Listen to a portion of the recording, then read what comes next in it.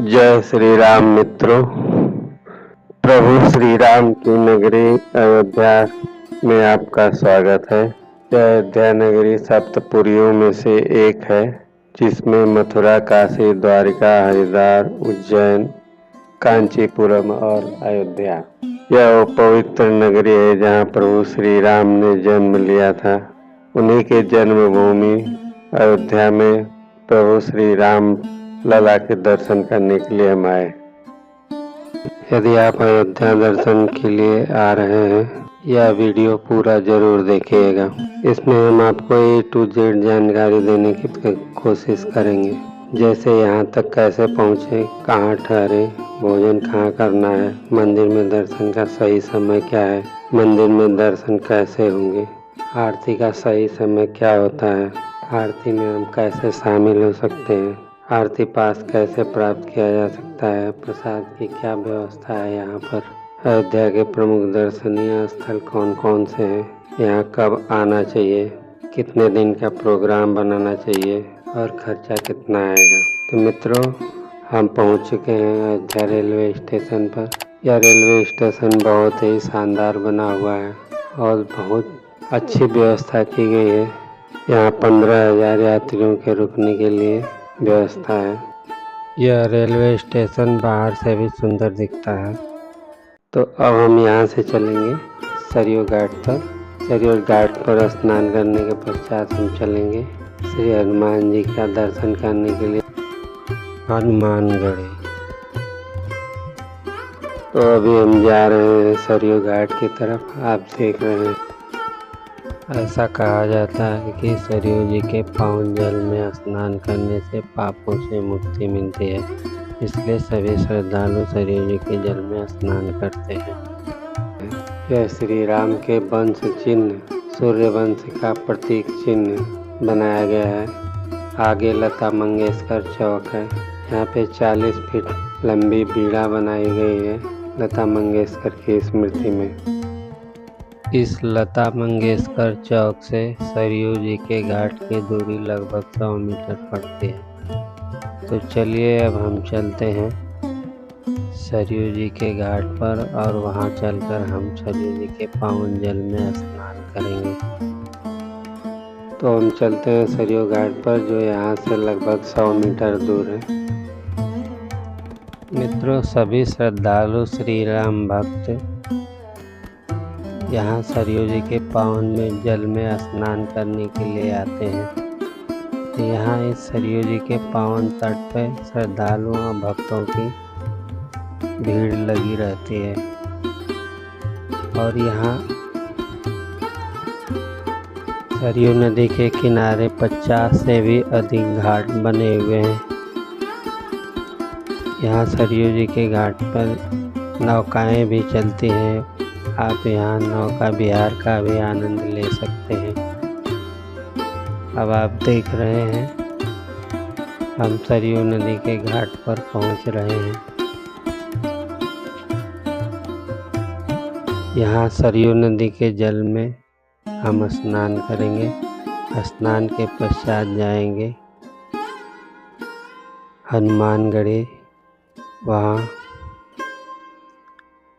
हनुमान जी के दर्शन करेंगे और उनसे रामलला दर्शन का आज्ञा प्राप्त करेंगे।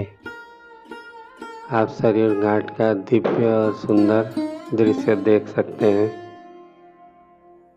यहाँ सरयू जी के पावन तट के किनारे ही राम की पैड़ी पड़ती है।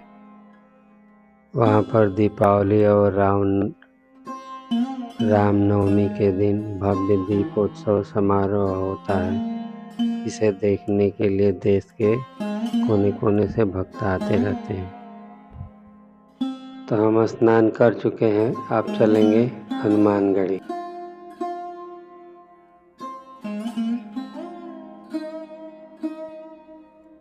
सरयू जी के पावन जल में स्नान करने के पश्चात जब हम हनुमानगढ़ी के लिए चलते हैं, तो लता मंगेशकर चौक होते हुए 1 किलोमीटर की दूरी हमें हनुमानगढ़ी तक पहुंचने के लिए तय करनी पड़ती है। इसमें हमें अयोध्या की खूबसूरती देखने के लिए मिलती है। मुख्य रोड के दोनों तरफ धर्मशालाएं, मंदिर, मठ और दुकानें बनी हुई हैं। मित्रों, रामायण काल में अयोध्या को प्राचीन कौशल राज्य की राजधानी बताया गया है। प्रभु श्री राम ने साकेत धाम प्रयाण करते समय हनुमान जी को यह अधिकार दिया था कि उनके पश्चात हनुमान जी इस अयोध्या की रक्षा करेंगे।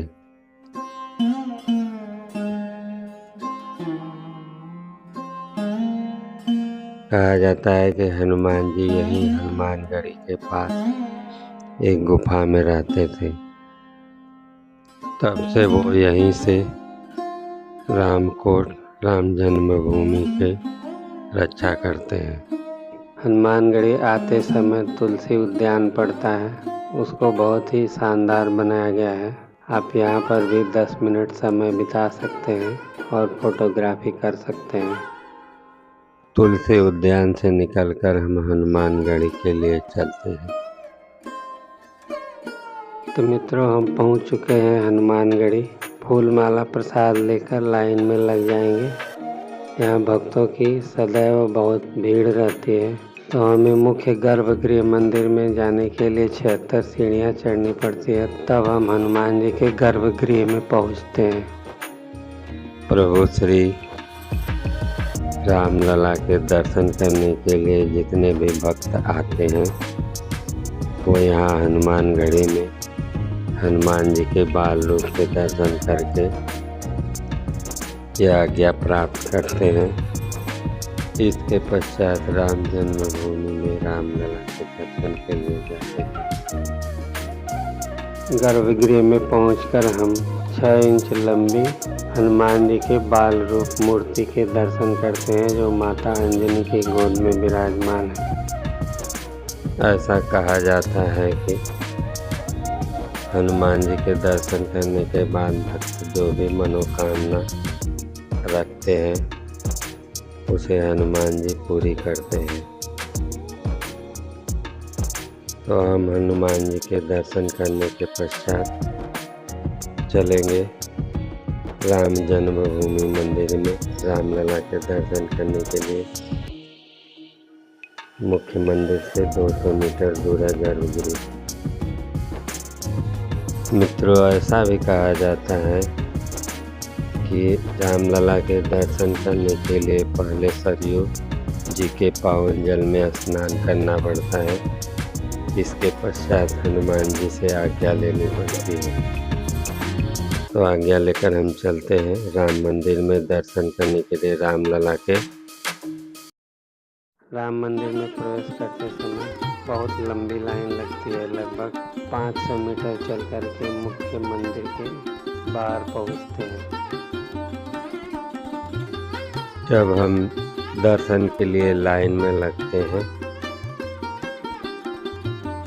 तो लगभग 200 मीटर चलने के बाद वहाँ हमारी स्कैनिंग होती है।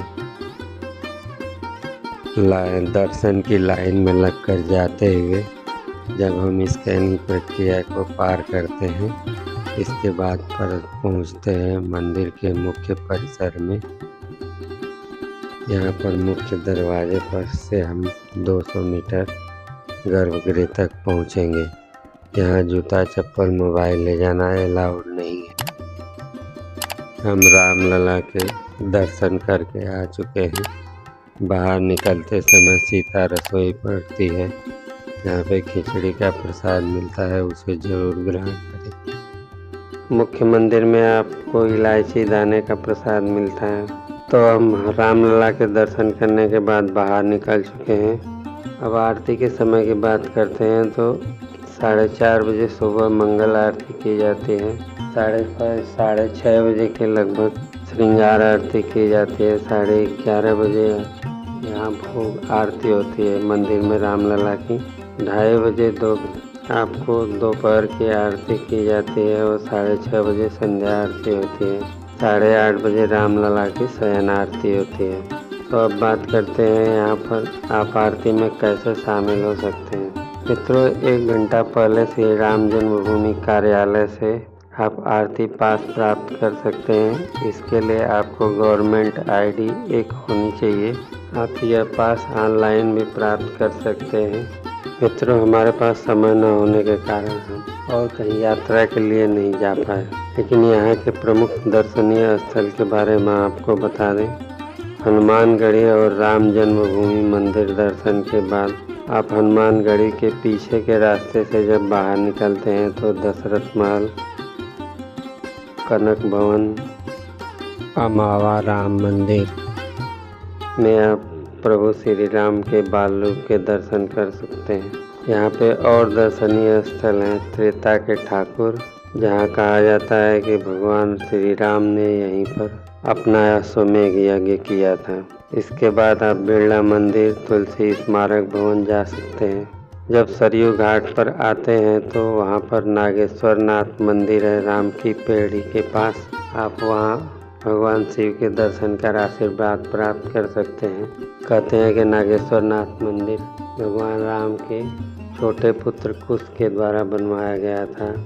कहा जाता है कि सरयू में स्नान करते समय कुश का बाजूबंद खो गया था, जो एक शिव भक्त नाग कन्या को मिला था। शिव भक्त नाग कन्या को कुश से प्रेम हो गया था। उसी की याद में कुश ने जो है यह शिव मंदिर बनवाया था। तो आप दर्शन करके आशीर्वाद प्राप्त करें। सरयू नदी के घाट की बात करें तो गुप्तार घाट मुख्य घाट है और राम की पेड़ी, यहाँ 50 के लगभग घाट बने हुए हैं। आप वहाँ भी दर्शन कर सकते हैं। आप घूम करके वहाँ का आनंद जरूर लें। संध्या के समय सरयू जी की आरती होती है। आप आरती में शामिल होने का प्रयास अवश्य करें। अब हम बात करेंगे अयोध्या कैसे पहुंचा जा सकता है। मित्रों, यहाँ एक इंटरनेशनल एयरपोर्ट बना है जिसे वाल्मीकि एयरपोर्ट कहा जाता है। इसकी कनेक्टिविटी सभी मुख्य शहरों से कर दी गई है, जिसमें दिल्ली, मुंबई, सभी शहरों से इसकी कनेक्टिविटी है। मुख्य हवाई मार्ग से यहाँ आप पहुँच सकते हैं। अभी व्यवस्था कम है, लेकिन आप अन्य शहरों से भी यहाँ सीधा पहुँच सकते हैं ट्रेन के माध्यम से। वाराणसी, लखनऊ, कानपुर, गोरखपुर। रेल मार्ग की बात करें तो रेल मार्ग की कनेक्टिविटी भी यहाँ तक लगभग कर दी गई है। आप रेल मार्ग के थ्रू भी यहाँ आ सकते हैं अयोध्या। अब बात करते हैं रुकने की व्यवस्था क्या है। मित्रों, यहाँ पर रुकने के लिए बहुत सारी धर्मशालाएँ बनी हुई हैं। बहुत अच्छे और सस्ते होटल भी मिल जाते हैं आपको यहाँ रुकने पर। होटल में रुकने की बात करें तो यहाँ 1500 से 2000 के बीच में AC और नॉन AC रूम लेकर रह सकते हैं। मुख्य मंदिर में दर्शन का समय सुबह 6:30 से लगभग 12 बजे तक रहता है और दोपहर में 2:30 बजे से रात को 10:30 बजे तक रहता है। हम बात करते हैं कि यहाँ कितने दिन का प्रोग्राम बनाना चाहिए। तो 1 नाइट और 2 डेज का प्लान सफिशिएंट रहता है। हनुमानगढ़ी में हनुमान जी के दर्शन करने के पश्चात रामलला के दर्शन करते हैं और फिर मुख्य स्थलों के दर्शन कर पाते हैं, जिसमें दशरथ महल, राघव मंदिर, कनक भवन, तुलसी स्मारक भवन, त्रेता के ठाकुर, बिरला मंदिर, नागेश्वर नाथ मंदिर, मणि पर्वत, राम की पैड़ी। आप इन जगहों के भी दर्शन करना न भूलें। अब बात करते हैं यहाँ खाने पीने की व्यवस्था क्या है। तो यहाँ पे बहुत अच्छे अच्छे रेस्टोरेंट बने हुए हैं AC और नॉन AC, जिसमें